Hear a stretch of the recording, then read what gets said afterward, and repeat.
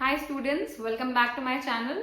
जैसा कि हम English literature and IOS class 10 के 2 चैप्टर्स को कवर कर चुके हैं। चैप्टर नंबर 1 और 3 हमने कर लिया है एंड क्योंकि अभी हम प्रोसीड कर रहे हैं written exam point of view से, तो अब हमारा नेक्स्ट चैप्टर जो हम आज पढ़ रहे हैं वो है a tiger comes to town part number 1। ये चैप्टर 2 पार्ट्स में गिवन है। This is the part 1। Lesson number 6 जो है वो पार्ट 2 है इस चैप्टर का and this chapter has been written by R K. Narayan.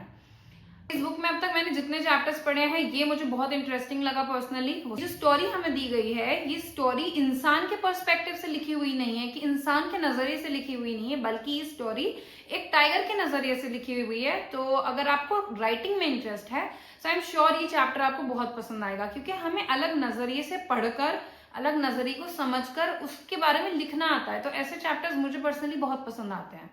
So let us quickly proceed. इस चैप्टर की आपको एक क्विक जिस्ट दे देती हूँ कि ये चैप्टर एक सर्कस में काम कर रहे टाइगर के बारे में है। जो टाइगर जिसको देख के अगर हम सर्कस सेटिंग में बैठे होते हैं तो हमें डर नहीं लगता है, क्योंकि हमें पता है कि ये ट्रेंड है। लेकिन जब वही टाइगर को हम एक रोड पर देखते हैं out in the wild free, तो हम सब बहुत डर जाते हैं, क्योंकि डेफिनेटली एक टाइगर को हम लोग यही सोचेंगे कि ये एक वाइल्ड एनिमल है, it can do anything to us. Basically जो स्टोरी है वो इस नजरिए को कैद करती है कि इंसान का नजरिया एक टाइगर को, एक सर्कस में ट्रेन टाइगर को देखने का, और एक टाइगर को out in the wild freely घूमने का अपने शहर में। उन दो सिनेरियोज में इंसान का क्या नजरिया होता है, ये कहानी उस चीज पर बेस्ड है। So let us quickly start reading. I hope आप लोगों की टेक्स्ट बुक आपके सामने है। Let us open page number 61 and let me start. When I entered the market road, people ran for their lives at the sight of me. जैसे ही मैंने market road enter किया, लोग मेरी एक झलक देखकर ही अपनी जान बचाने के लिए भागने लगे। As I passed through, shutters were pulled down and people hid themselves in drains, on trees and behind pillars. The population was melting out of sight. जैसा जैसा मैं गुजरता गया, लोगों ने शटर्स गिरा दिए अपनी दुकानों के, अपने आप को नालियों में, पेड़ों पर, पिलर्स के पीछे जहां जगह मिल रही थी वहां लोग मुझे अपने आप को छुपाने लगे। The population was melting out of site. इसको ये बहुत ही अच्छा राइटिंग पॉइंट ऑफ व्यू से अगेन बहुत अच्छा एक फ्रेज को यूज किया गया है, एक इडियम को यूज किया गया है। इसका मतलब है कि जैसे जैसे मेरी नजर पड़ रही थी पॉपुलेशन पे, लोग ऐसे गायब हो रहे थे, जैसे कि जैसे हम बर्फ होती है ना, बर्फ देखते देखते पिघल के गायब हो जाती है, ऐसे ही मेल्ट हो रही थी पॉपुलेशन। मतलब पिघल के गायब हो रहे थे लोग। ऐसा हो रहा था गायब हो गए, अभी तो यहीं थे और फिर गायब। मतलब मुझे देखकर लोग डर के मारे इतना बुरा भाग रहे थे। At the circus I had no chance to study human beings. अब टाइगर क्या कहता है, अब यहां से हमें पता चलता है कि ये कौन सा टाइगर है। ये एक सर्कस का टाइगर है। तो वो बोलता है कि सर्कस में मुझे कभी चांस नहीं मिला कि मैं इंसानों को पढ़ सकूं, इंसानों के बारे में ज्यादा जान सकूं। They had sat in their seats peacefully while I covered before captains whip. इंसान सर्कस में तो अपनी सीट्स पे पीसफुली बैठे रहते हैं, शांति से बैठे रहते हैं, और उल्टा मैं अपने कैप्टन की व्हिप पे, वो एक रस्सी टाइप होता है ना, जिसे ऐसे करके मारते हैं एनिमल्स को, तो मैं तो अपने कैप्टन के व्हिप से मैं कवर्ड हो जाता हूँ, मैं डर जाता हूँ। तो मैं तो कभी मैंने स्टडी नहीं किया इंसानों के इस बिहेवियर को। मुझे तो लगा कि लोग बहुत काम डाउन बिना डरे एक तरफ बैठे रहते हैं, और आज ये मुझे देख के गायब हो रहे हैं, डर रहे हैं। I got a totally wrong idea of human beings at that angle. उस एंगल से, उस नजरिए से तो मैंने इंसानों को बिल्कुल ही गलत सोचा, गलत जाना। I had thought that they were strong and fearless. और मुझे तो ऐसा लगता था ये बहुत स्ट्रांग होते हैं इंसान और बड़े निडर होते हैं। But now I found them running from me like a herd of deer, although I had no intention of attacking them. और अब मैं ये देख रहा हूँ कि ये लोग तो बिल्कुल जैसे एक हिरनों का झुंड मुझे देख के डर के मारे भागता है, ऐसे भाग रहे हैं, जबकि मेरा तो कोई इंटेंशन भी नहीं है कि मैं इन्हें अटैक करूंगा, मैं तो इनको मारना भी नहीं चाहता हूँ। When I paused in front of a tailor's shop, he abandoned his machine and shut himself in a cupboard, wailing, "Alas, I'm done. Won't someone shoot that tiger?" जब मैं एक टेलर की दुकान के आगे रुका तो उसने अपनी मशीन अबैंडन कर दी, फौरन छोड़ दी अपनी machine, and shut himself in a cupboard, और अपनी एक अलमारी में अपने आप को बंद कर लिया। वेलिंग मतलब वो चिल्लाने लगा, "Alas, I'm done. Won't someone shoot that tiger?" आज तो मैं मर जाऊंगा, मैं खत्म हो जाऊंगा, मुझे बचाओ आके, क्या कोई आके इस टाइगर को मारेगा नहीं। A prisoner between two constables got his chance to escape when the constables fled, abandoning him with his handcuffs. उसके आगे का सिनेरियो टाइगर हमें ये बताता है कि एक जेल का कैदी था जो दो कांस्टेबल्स के साथ भी वहां से जा रहा था, उसको भी चांस मिल गया एस्केप करने का क्योंकि कांस्टेबल्स मुझे देखते ही भाग गए, उसको उसके हैंडकफ्स में ऐसे ही छोड़ के मतलब वो भाग गए. I tore a horse from its jutka and enjoyed the sight of the passengers spilling out of it and running for their lives. मैंने घोड़े को उसके जुटका से अलग कर दिया. जुटका क्या होता है? जो टांगा होता था बेसिकली, उसके लिए एक वर्ड यूज किया गया है, एंशिएंट टाइम्स में शायद बोलते होंगे. मैंने एक घोड़े को उसकी जुटका से अलग कर दिया और बड़ा मजा आया देख के कि सारे पैसेंजर्स ऐसे निकल के भागे अपनी जान बचाने के लिए कि मतलब आगे पीछे गायब हो गए बिल्कुल. Sheer hopelessness seem to have seized the town people. शहरवासियों के अंदर तो बिल्कुल ही होपलेसनेस नजर आ रही थी, मतलब उम्मीद की हर किरण वो खो चुके थे बिल्कुल. ये होपलेसनेस ने उनको कैद कर लिया था, वो इतने ज्यादा सहम से गए थे. They withdrew into their homes and even there remained nervous. और जहां थे वहां से भी अपने घरों के अंदर खुद को कैद कर लिया, फिर भी नर्वस थे. All doors and windows everywhere were shut, bolted and sealed. हर दरवाजा हर खिड़की को भी बहुत अच्छे से बंद कर लिया गया, बिल्कुल बोल्ट मार के सील कर लिया उन लोगों ने. उसके बावजूद भी डर रहे थे. Some even thought that I was some extraordinary creature who might pass through the walls and lie in wait on the roof or in the basement. और उनमें से तो शायद कुछ को ऐसा लग रहा था कि मैं बिल्कुल ही दुनिया से निराला एक प्राणी हूँ जो उनकी दीवारों से पास कर जाऊंगा, दीवारों में से उनके घर मतलब दीवारों को फलांग के बंद दीवारों में से उनके घर में घुस जाऊंगा, या फिर उनके रूफ पे, उनकी छत पे या उनके बेसमेंट में उनके इंतजार में बैठा रहूंगा. Why should an ordinary simple tiger have any interest in them either to destroy or to safeguard? एक आम से सीधे साधे टाइगर को भला क्या इंटरेस्ट होगा उनमें, चाहे वो उसको उनको डिस्ट्रॉय करना चाहे या वो उनको बचाना चाहे, मतलब क्यों ही होगा एक इंटरेस्ट एक टाइगर को लोगों में. I rested for a moment at the door of a restaurant. The coffee drinkers and tiffin eaters sat still at their tables, uttering low moans on seeing me. 2 minute के लिए, कुछ पल के लिए मैं एक रेस्टोरेंट के दरवाजे पे रेस्ट करने के लिए बैठ गया. तो जो लोग वहां कॉफी पी रहे थे और जो भी अपना टिफिन खा रहे थे, भाई वो तो अपनी टेबल्स पे बिल्कुल स्टिल, बिल्कुल ऐसे बैठ गए. Uttering low moans on seeing me. और उनकी मतलब बहुत ही मोन्स क्या होता है, वो जो एक आ वाली आवाज निकल रही थी, वो हल्के हल्के करा रहे थे डर के मारे मुझे देखकर. I wanted to assure them, don't fear, I'm not out to trouble you. मैं उनसे कहना चाहता था कि डरो मत, मैं तुम्हें परेशान करने नहीं आया हूं. Eat your tiffin in peace, don't mind me. मेरी टेंशन मत लो, अपना टिफिन आराम से खाओ. You nearest to me, hugging the cash box. You are a coward, afraid even to breathe. और तुम जो मेरे सामने ही मेरे पास ही खड़े हो, जो अपने इस कैश बॉक्स को बिल्कुल दबाए खड़े हो डर के मारे, तुम तो बिल्कुल ही कावर्ड हो, बिल्कुल ही डरपोक हो. तुम्हें तो सांस लेने में भी डर लग रहा है. Go on, count the cash if that's what you want. जाओ अपना कैश गिनो, अगर तुम्हारा यही काम है, यही मन है, तो जाओ अपना कैश गिनो. I just want to watch, that's all. मैं तो बस बैठ के देखना चाहता हूँ. If my tail trails down to the street, if I am blocking your threshold, it is because I am 11 feet tip to tail. अगर मेरी दुम तुम्हारे स्ट्रीट को लग रही है, तुम्हारी सड़कों को लग रही है, या फिर मैं तुम्हारे रास्ते में किसी भी तरीके की रुकावट बन रहा हूँ, इसलिए नहीं कि मैं तुम्हें कोई नुकसान पहुंचाता हूं, बल्कि इसलिए क्योंकि मैं सिर से पैर तक 11 फीट लंबा हूं. I can't help it, I am not out to kill. मैं क्या करूं, मैं तुम लोगों को मारने नहीं आया हूं. आई एम टू फुल, मेरा बहुत पेट भरा हुआ है. I found a green pasture full of food on my way. और रास्ते में आते हुए एक बड़ी सी फसल में ढेर सारी घास खा के आया हूँ, क्योंकि एक सर्कस का टाइगर था, इसको बहुत ही सीधे साधे तरीके से ट्रेन किया गया था. और ये जो एनिमल्स के लिए ग्रेजिंग फील्ड्स होती है, वहां पे अपना मतलब फील्ड में अपना खा के आया था. ये कुछ ऐसा नहीं है कि किसी का शिकार करके आया था या किसी को मार के आया था या किसी इंसान को मारना चाहता था.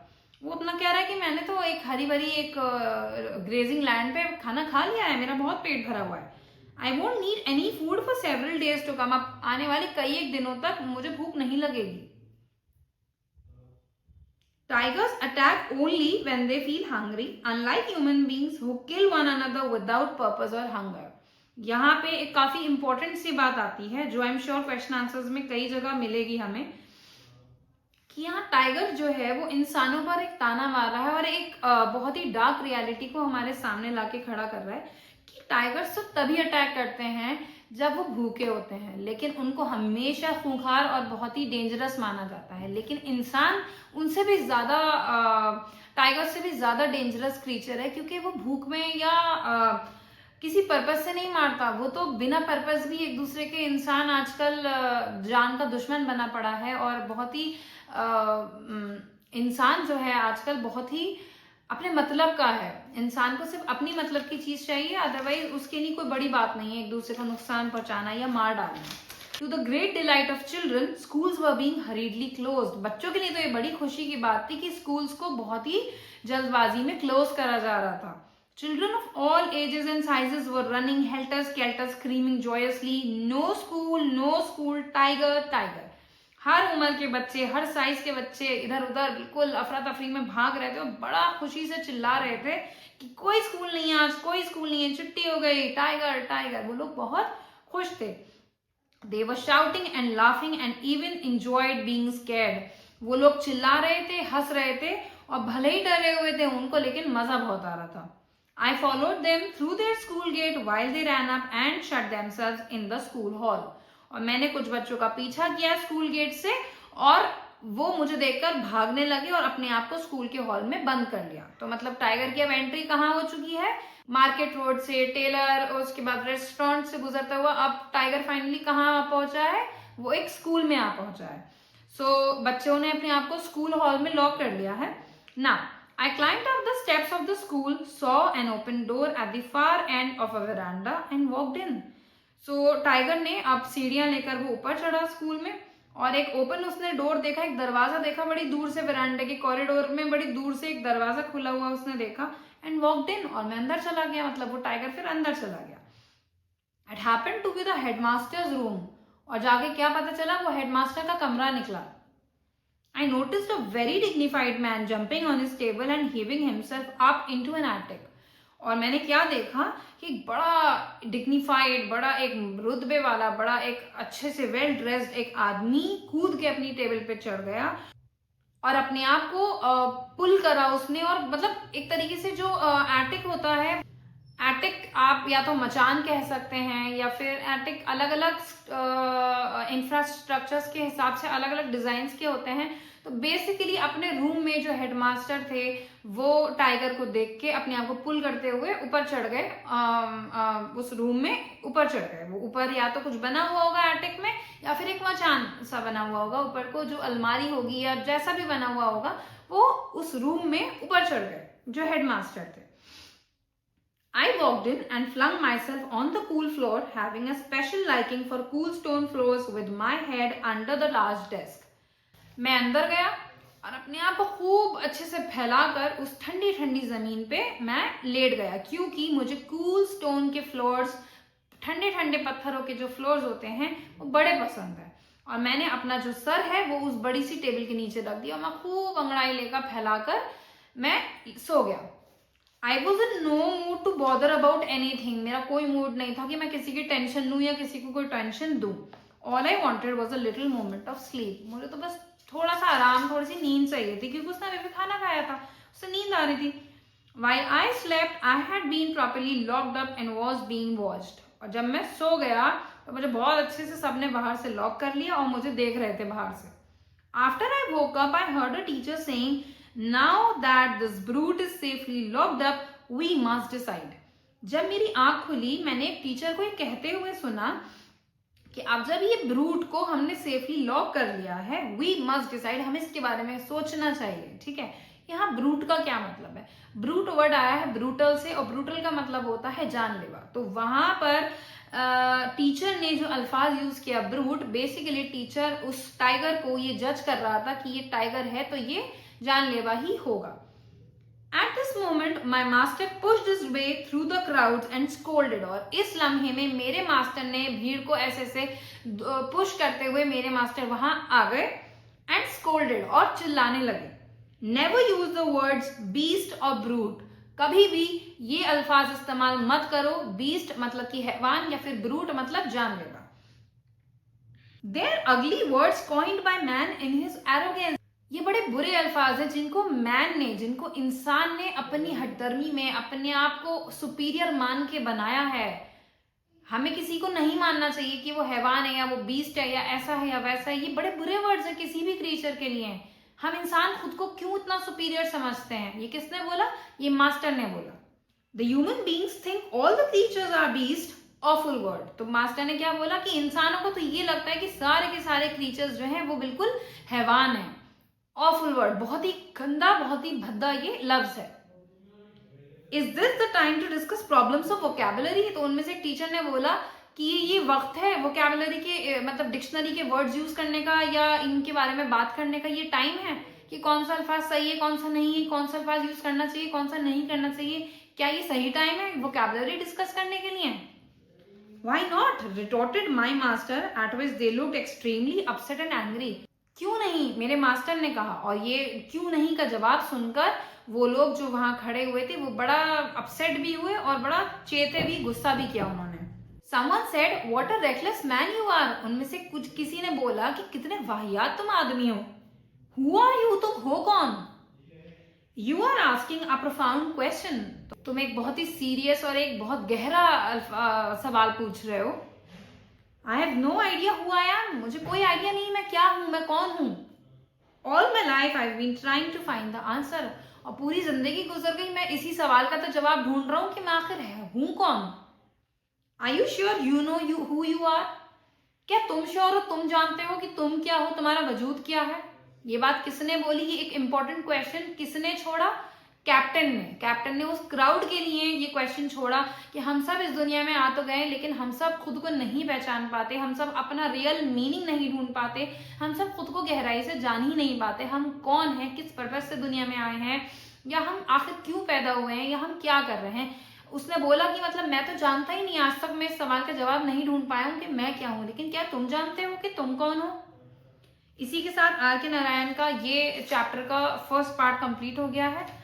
सो आई होप आप लोगों को ये चैप्टर पढ़ने में मजा भी आया होगा और समझ भी आया होगा। और अगर कहीं भी आप लोगों को कोई दिक्कत होती है, so comments box is all yours. Feel free to leave your queries down there and feel free to ask me. आपको जो दिक्कत होगी we'll discuss down there. Bye and have a great day.